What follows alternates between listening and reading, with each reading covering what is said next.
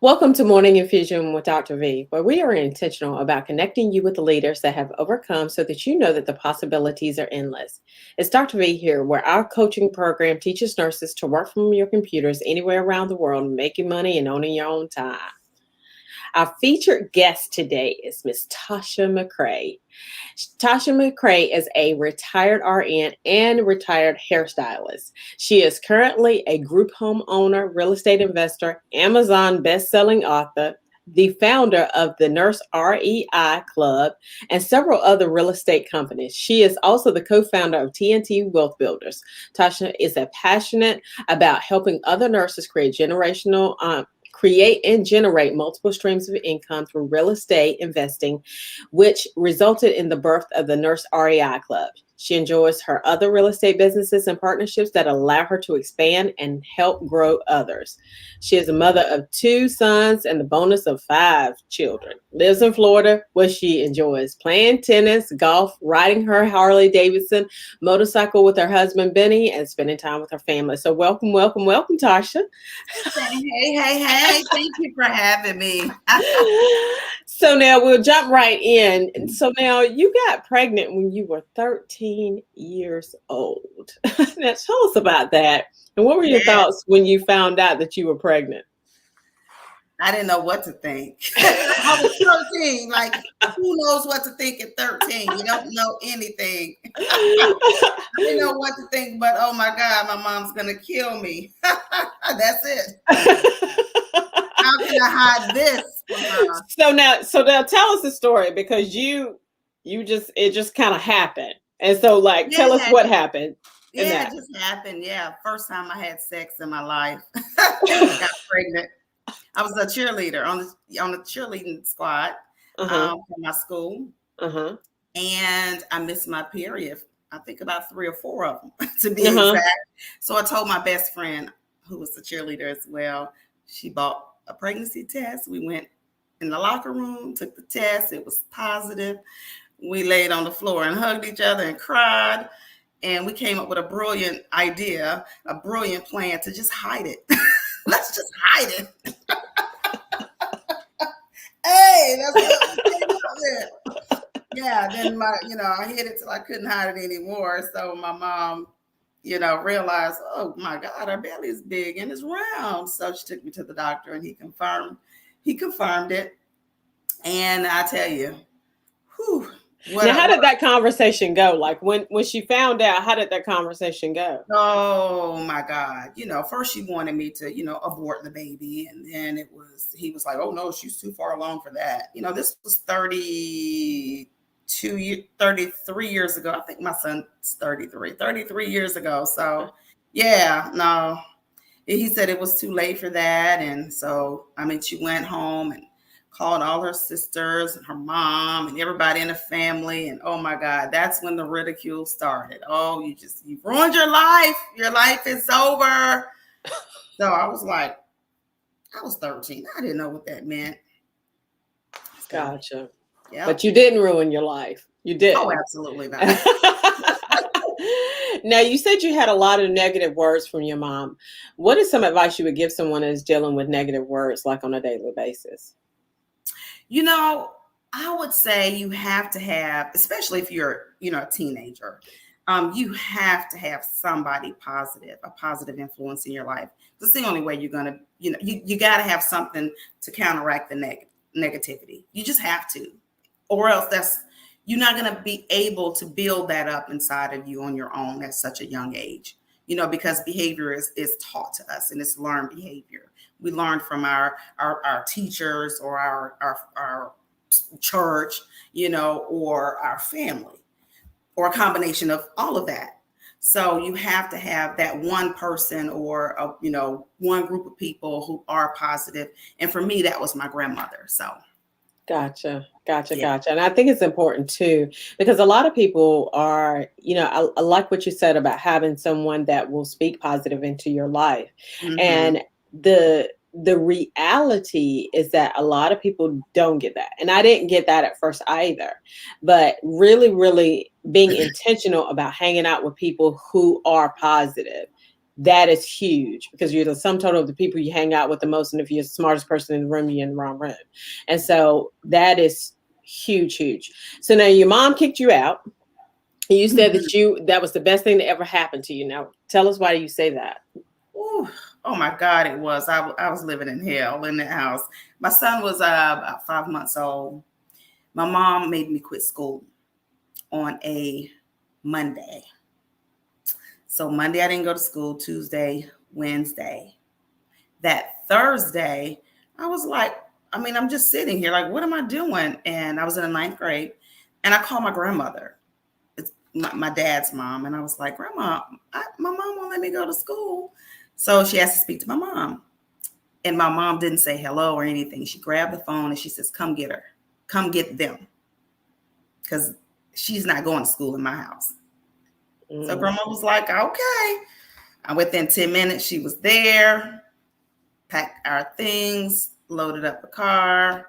And the same night that I moved in with my grandmother, my son and I, my 5-month-old, she said, all right, let's pray. It was time to go to bed. I was like, okay.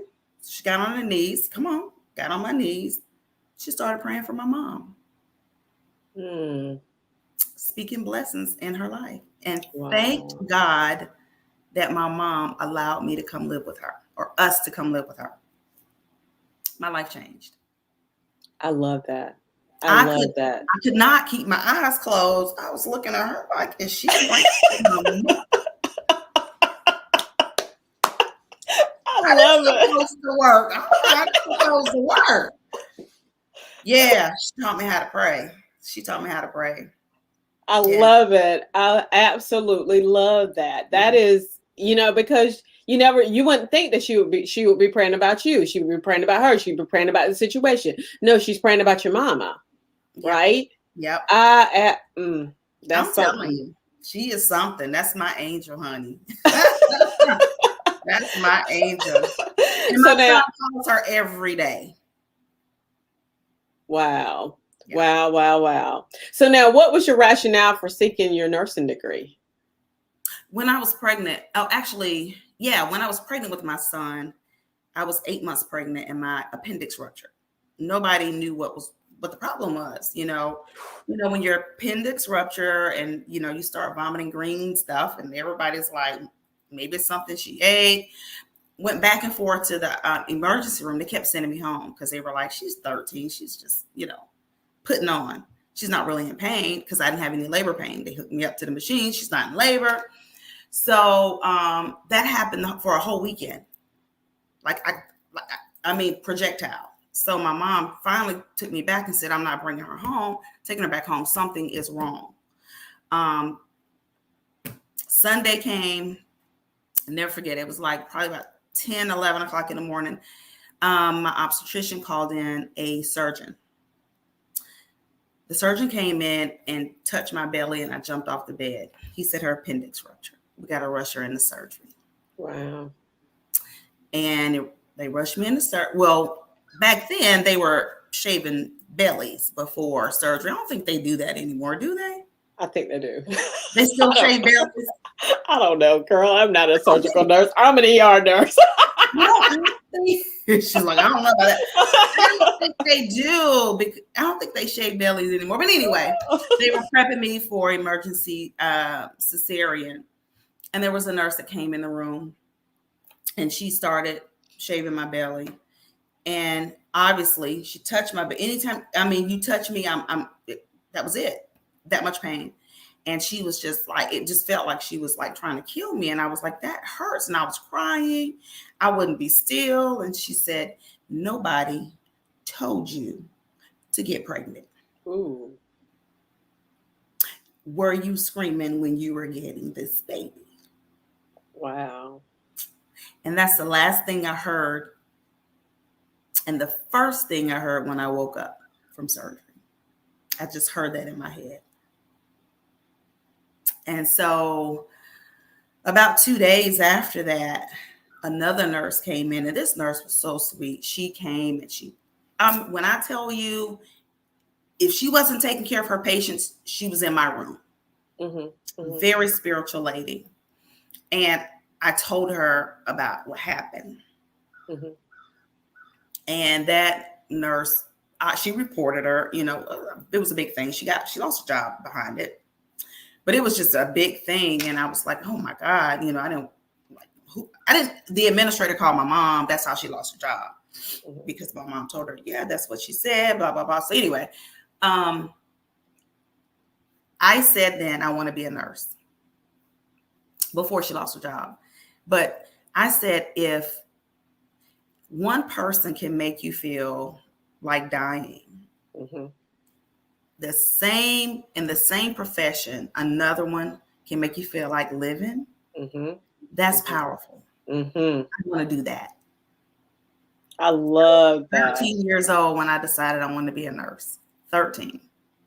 I I knew it. lo I love it. I love it. I love it. And and it's so true. It's so true because, and that's the reason why, we are so intentional about having nurses pour into other nurses because the reality is that if, of course, we've had this nursing eat your young type of mentality, and that has been crazy, right?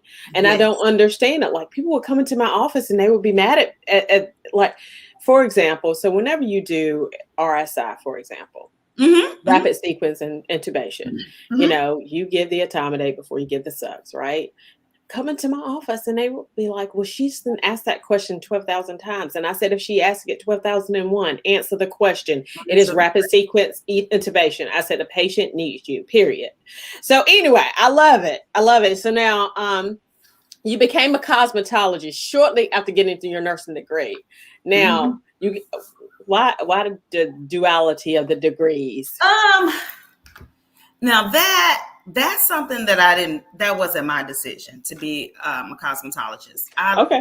That was truly from the Lord. Like that was from the Lord. Because I did hair, as a teenager. I would do my friends' hair, family members. I didn't charge them. It was just something that's been in my family. My mom did hair. She wasn't licensed. My auntie, she did hair. She wasn't licensed, but it was always in my family.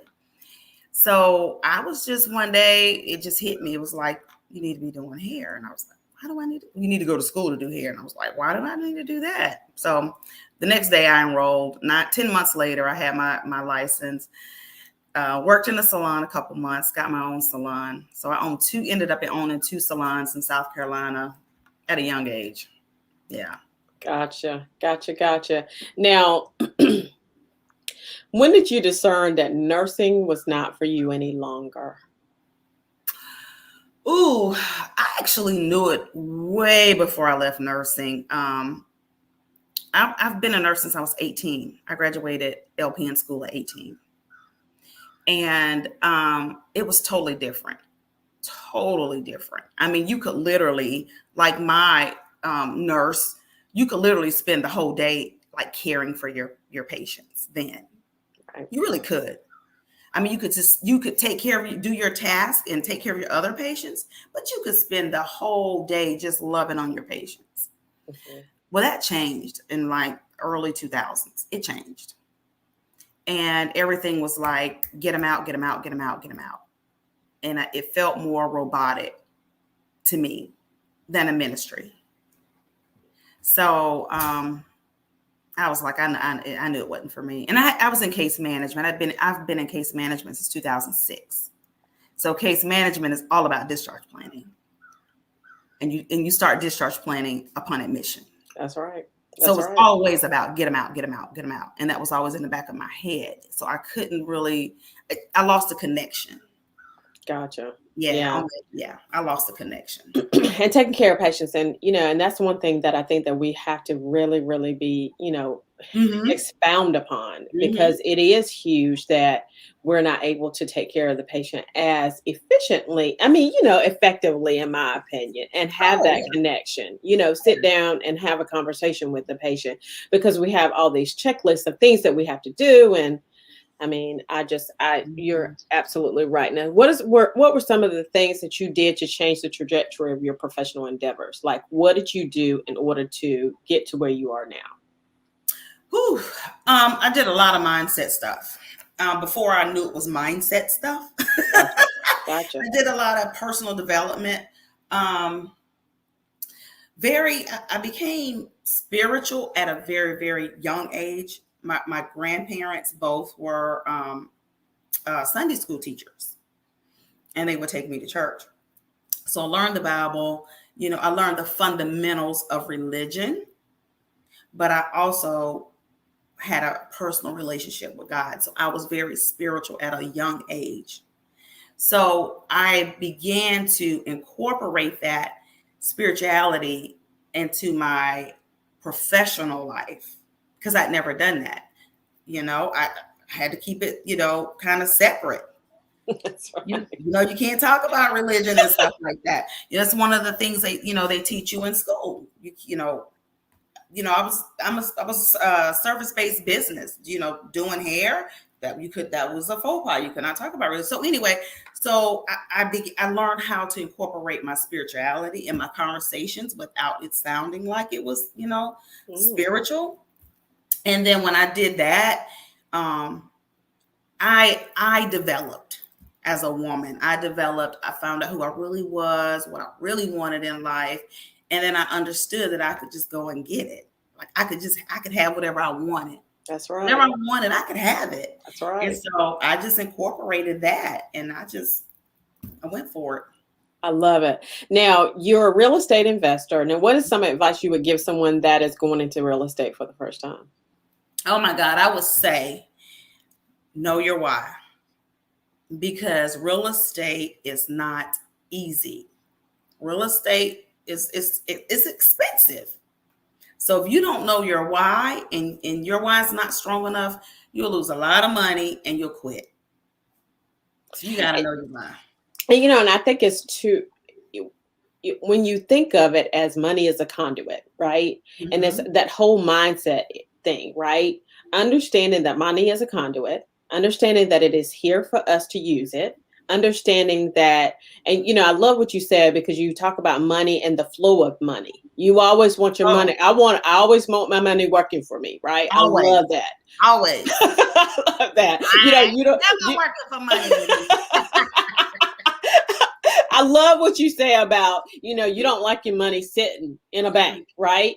You want it to flow, and understanding that whenever you go into real estate, it's just bigger dollars. That's all. I mean, that's all it is. And then once you understand that, it changes the game. Now, you said that you don't have a house payment essentially. Now, how does that work? I just learned some savvy ways of creating avenues to where I could free up my money that I've earned, and the money that I've earned, I invest that, right? So I invested in other real estate. I invested in myself. I invested in businesses so that it's working for me and I'm not working for it. So I created avenues to where I don't have to spend my money to make a mortgage payment. Love it. Yeah. I love it. Now, you have a group called TNT Wealth Builders, which I'm a part of, which I love, with Tamara Neely. Yep. Now, why did you start the group, and how can others join the group? Oh, wow. Okay. So I think this whole thing started with Tamara. She's always starting stuff, right? So she was like, you own 2 group homes. I own 2 group homes, but we do things very, very differently. Like we do, she gets paid by the government, and I get paid, directly from my clients. So she was like, I think, we're both nurses, got a lot in common. I think we should start teaching other people how to open up unlicensed group homes. And I was like, yeah, okay, cool. Let's do it. So we started that, and then started, doing conferences. And I mean, huge. I mean, it was a big thing because we found out people were not teaching unlicensed group home and how you can really how to open them, the process. People weren't teaching that. So after that, then, after they attend the conference, then they'll get 90-day mentorship. And then we mentored them for 90 days, to make sure that they, had everything they need, because you know how it is. You go to a conference, you get goosebumps. Oh, you're motivated. Oh, you're pumped. And then you go home and forgot everything they talked about at the conference. Do nothing. You got 10 pages of notes. You don't know how to implement any of them. And you're stuck. And so we started mentoring people, and they were getting results. They were getting group homes, and they were filling them up. And so I said, well, if they're getting, these results, I said, let's just start doing daily calls with, other people, other women who are not, in the group home business, just business. They want to get into business. They want to create wealth. They want to learn about different streams, mindset, the whole thing. Let's just do morning calls. So we started that December of 2020, Monday through Friday, 8 a.m. No, 7 a.m. Oh. Yes, 7 to 8 Eastern Standard Time. And we had people on different time zones, and it was a struggle. So we did that for a month. So we switched in January and went to 8 p.m. and they were used to getting up. And we were used to it was like their morning coffee. And so they said, no, we'll go back to mornings, but can we just push it back an hour or not push it up an hour? And I was like, cool. So we started on the 8 a.m. A lot of lives changed in those 7 months. A lot of people who had not attended our conference, our group home conference, were buying properties and opening group homes just based off of that, just being held accountable, us introducing them to different, ways of opening, of obtaining real estate, number one, and then allowing them to use it to open group homes and stuff like that. So it's been awesome. But, I like what you said about, because you tweaked it, right? So initially, you were doing it at 7 a.m., then 8 p.m., and then back to 8 a.m. You tweaked it. And see, a lot of people, what happens is, they get into it, whatever fails, and then they're done. They're out. And that's the reason why so many businesses fail. You're going to have to tweak, and you're going to have to tweak all the time. You're going to have to tweak based on your client and what their needs are. Because at the end of the day, you're serving, right? And you want to make sure that you're serving in a way. So I love that, you guys found, what worked best. And now it's Monday, Wednesday, and Friday, right? Monday, Wednesday, Friday. Friday, yep. Right. And that's because we asked them. Right. And understanding what your client needs are, that's huge, huge, huge. Now, you have a group home blueprint, as you said. Now, why would someone want to own a group home? And what is some of the advice you would give those that want to go into this area in their professional career?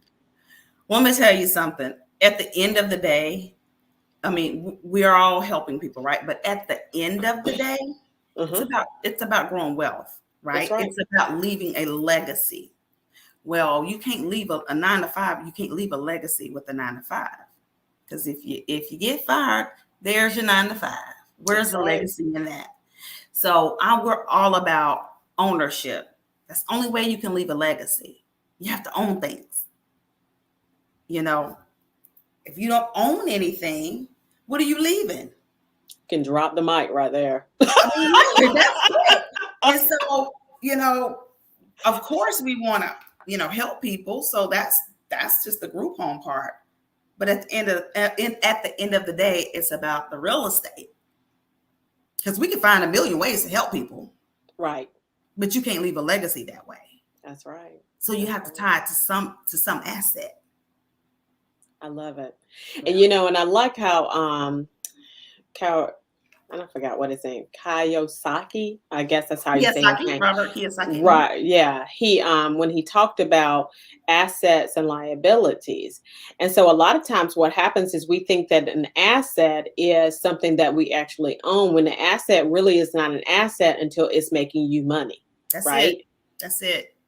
And that was a game changer, because I was like, well, my car is here, but my car is not making me money unless I put it on Turo, right? Right. Right.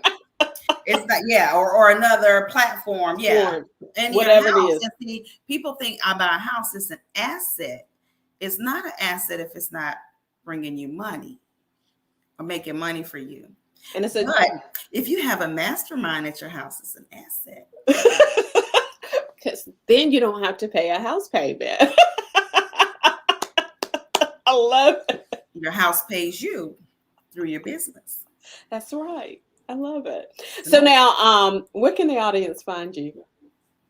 oh, yes, they can find me at Tasha, my name, at therealmccrae.com. It's TASHA at therealmccrae, MCCRAY.com. I love to get emails versus a lot of text messaging and people all in the inbox. It's better that way. I can keep everything organized and I can respond better. Good. Yeah. Good. Well, thank you for showing up this morning because it's been really enlightening to see the different mindset and the shift, Yeah. right? Because it makes such a big difference. Now, we will be starting another cohort of VP Nursing Business Academy in October. It is a 6-month comprehensive program that leads nurses and coaches working from their computers anywhere around the world, making money and owning their own time. If this interests you, we can jump on a call so that you're able to gain clarity on how to create multiple streams of income. You can sign up at V as in Victor, P as in Paul, nursing.com. I ask that you like and share this podcast. And, the whole point of Morning Infusion with Dr. V is connecting you with leaders such as Tasha that have overcome so that you know that the possibilities are endless. You guys have a phenomenal rest of your day.